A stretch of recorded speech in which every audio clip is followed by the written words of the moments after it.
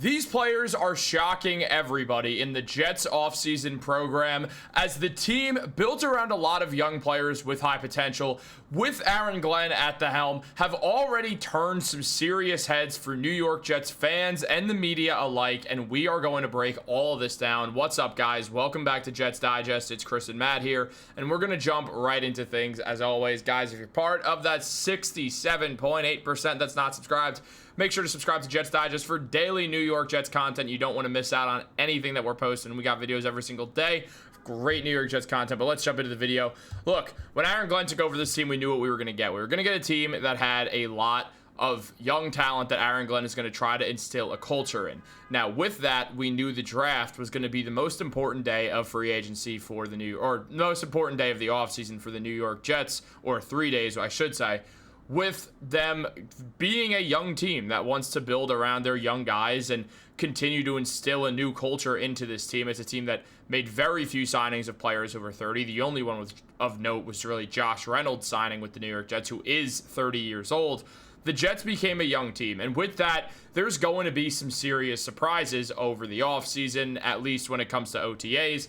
And one of them, the one that has turned arguably the most heads of everyone, is this guy right here, Mason Taylor. Now, Matt, Mason Taylor has been awesome for the New York Jets thus far, and it's a funny time that we're recording this because as of a few days ago, there was that video that went around of Mason Taylor doing that reflex thing with those dropping things that you grab, and he just didn't grab any of them.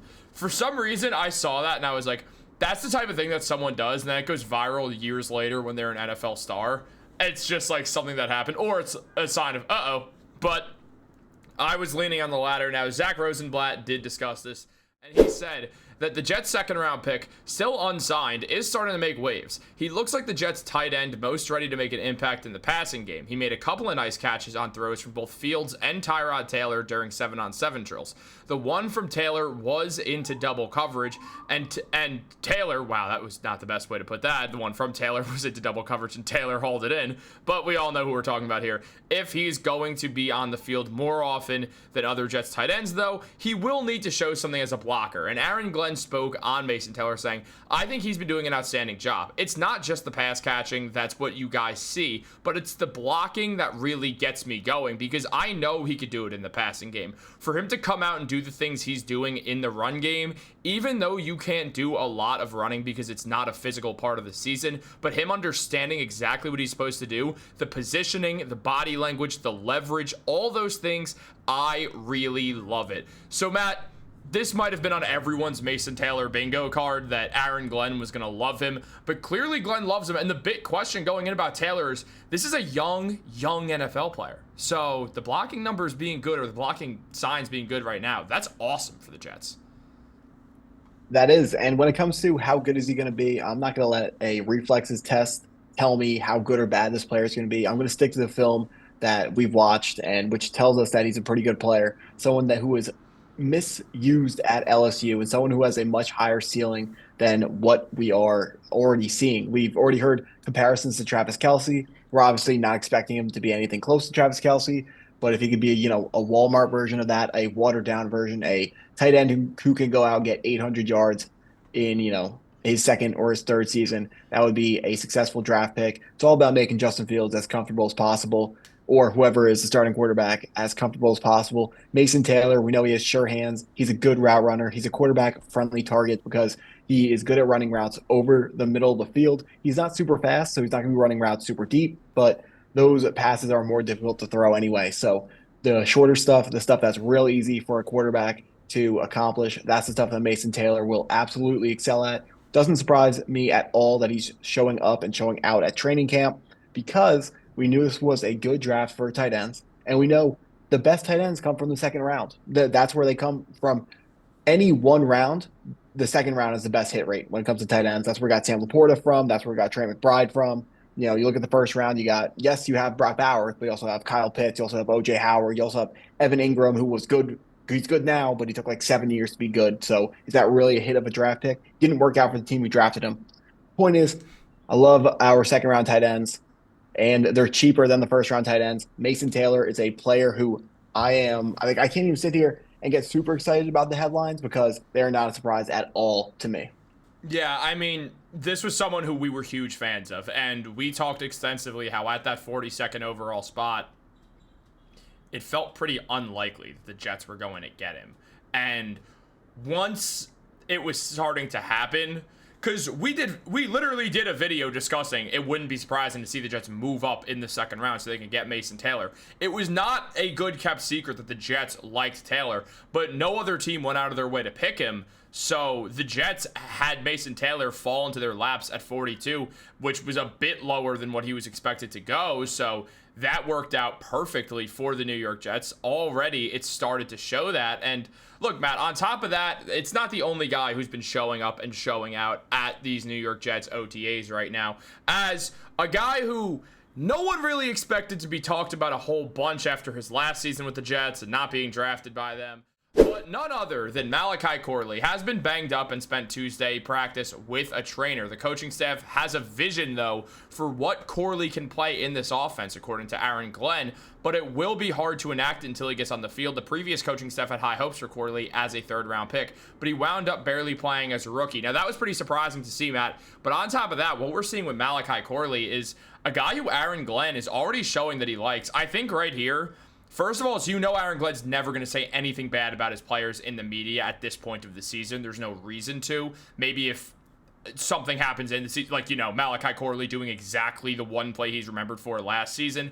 If he did that with Aaron Glenn as the coach, Aaron Glenn might say, yeah, that was incredibly stupid by him or something like that. And, well, Corley would deserve that because that was incredibly stupid by Malachi Corley. It's a lack of awareness situation right there. But look, with all this, it does seem like the Jets do like Corley, and I think a big part of it is probably just the versatility that he brings to the table, but it's interesting to see that the Jets do seem pretty high on a guy who they didn't draft. Well, we know Malachi Corley needs to stay healthy if he's going to be able to make a difference. I know the recent news on him is he's been injured and he's not been on the field at OTAs. He's not, badly injured, but Aaron Glenn, I believe the term I just saw was you can't make the club in the tub. So if he's like injured, he can't play. So I really hope I'm quoting that right. But if I'm not, at least it's funny. But Malachi Corley, he's got to stay healthy. He is someone who needs development coming out of Western Kentucky. He's not someone who ran real routes. He ran like screens and stuff and like pretty much a running back route tree as well. He was running like flat routes, table routes. And he is good with the ball in his hands, but when you can make it to the NFL level, pretty much everyone's good with the ball in their hands. So that doesn't impress you enough. I understand Malachi Corley is better than most players when he gets the ball in his hands, but he has to be able to improve his route running so he can get more open, be more of a quarterback-friendly target. There's no excuse why Malachi Corley can't turn into our Rashee Rice, our Amon-Ra St. Brown. Both of those guys were players who started out by just catching under routes, catching tunnel screens, catching drag routes, slant routes, really short, easy routes to run.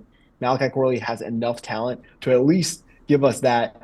I really want to see if we can make something out of a third-round pick for Joe Douglas. I don't want to see Malachi Corley become another day two miss by Joe Douglas and this pass regime. Yeah, I agree. And I think with Corley, he definitely has all the tools to get it done. It's just a matter of, as you said, staying healthy and just kind of finding a role that he could fit into. Luckily for Corley, the Jets receiving core takes a pretty big dip after Garrett Wilson. We know that it's going to be a wide receiver 2 by committee type deal. So Corley should be able to get a shot in my mind. And if he does, I would love that. I do want to see him still get a chance because he was a third-round pick a year ago. And, I mean, obviously Arian Smith is going to be above him as of right now, especially just where Arian Smith is at. But it will be interesting. I would love to see Corley get more burn. Do you expect him to, do you think? Well, what I can say about what you were just talking about, Malachi Corley and Arian Smith, with those two players, it doesn't matter who's higher on the depth chart because Malachi Corley is going to be catching short stuff where Arian Smith is going to be running deep routes. Your 9 routes, your deep posts, deep corners, just go routes, clear out routes. That's what Arian Smith is going to do. He's going to catch, I'm sure, if he's good enough with the football in his hands, he will catch the occasional screen pass, wide receiver screen on the outside. But for the short passes over the middle of the field and like I don't want to call them like pretty much the running back type screens, any type of screen where you're getting offensive linemen out in front of the ball carrier, That's what you want Malachi Corley to do instead of Arian Smith. But sounds like so far Arian Smith has been able to stay healthy and Malachi Corley hasn't. Well, we have a new coaching staff. It's important to make a good first impression on these guys. And Malachi Corley doesn't have he didn't get an extra year in front of these guys. Usually you would have if you were a second year player, but we got a new coaching staff from last year. So everyone's getting a first impression. Sounds like Arian Smith is currently making a better first impression than Malachi Corley. I agree. And guys, want to know what makes an extra great impression to us? Subscribing to Jets Digest. So make sure to do that, like this video, turn on post notifications, have a great day, and go Jets.